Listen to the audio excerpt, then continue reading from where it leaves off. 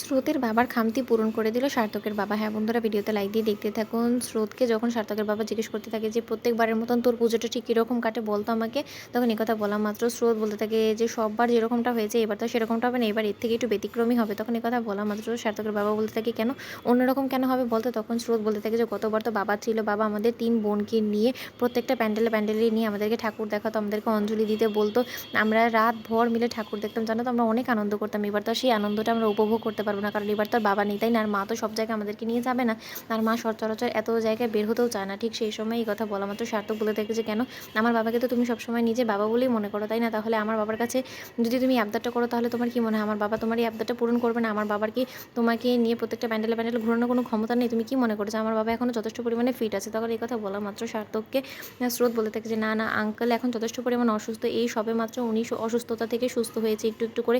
এর মাঝখানে যদি এখন আমাকে নিয়ে প্রতিটা প্যান্ডেলে ঘুরে তাহলে আরও বেশি সে অসুস্থ হয়ে পড়বে, আর আমি চাই না যে আমার কারণে অযথা তিনি এত রকম ঝুঁকি ঝামেলা সামলাক। তখন কথা বলা মাত্র সার্থক বলে থাকে যে তাতে কী হয়েছে, বাবা না পারবে আমি পারবো।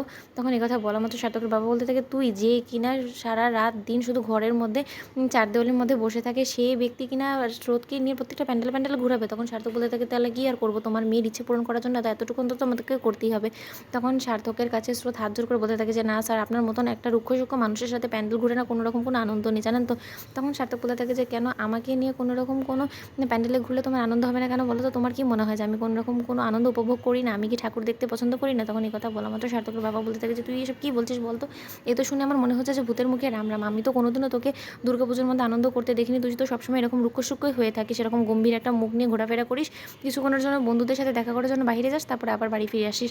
এরকম করে কি দুর্গাপুজো এনজয় করা যায় নাকি? জানিস তো স্রোত ও বড্ড বেশি বোরিং, ওর সাথে গিয়ে তুই একদম আনন্দ পাবি না। তখন এই কথা বলা মাত্র সার্থক বলতে থাকে বারে এবার আমার সাথে না হয় একটা দিনের জন্য অন্তত বেরিয়ে রেখো স্রোত, আমি যদি তোমাকে আনন্দ দিতে না পারি, আমি যদি তোমাকে প্রতিটা প্যান্ডেলে ঠাকুর দেখাতে না নিয়ে যেতে পারি, তাহলে তুমি এসে আমার বাবার কাছে কমপ্লেন করো, সেটাই বরঞ্চ বেস্ট হবে। কি বাবা, তুমি আমাকে চ্যালেঞ্জ করছো?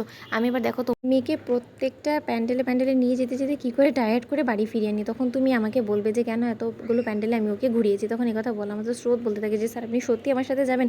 তো পরে তো আপনি আবার আমাকে দোষারোপ করবেন না যে আপনার হয়তো বা ক্লান্তির কারণ আমি হয়ে দাঁড়িয়েছি, কারণ আপনার তো সব কিছুতেই এখন মন বসে না। তখন কথা বলা মতো সার্থক বলতে থাকে যে কেন তোমার এমন কেন মনে হয় বলো তো? তোমার আসলে কী সমস্যা হয়েছে? তুমি সবসময় আমাকে রুক্ষ সূক্ষ্মভাবে ধরেই নিয়েছো, তাই তুমি কোনো সময় ভাবতেই পারো না যে আমিও একটু আনন্দ করতে পারি। তখন কথা বলা মতো স্রোত বলতে থাকে যে স্যার যদি কখনো দেখতাম তাহলে হয়তো বা বিশ্বাস করতাম, কিন্তু আঙ্কেল যেটা বলছে আমার তো কেন জানি না ওইটার উপরেই বিশ্বাস করতে ইচ্ছে হচ্ছে, আমার মোটেও আপনার কথার উপর বিশ্বাস হচ্ছে না।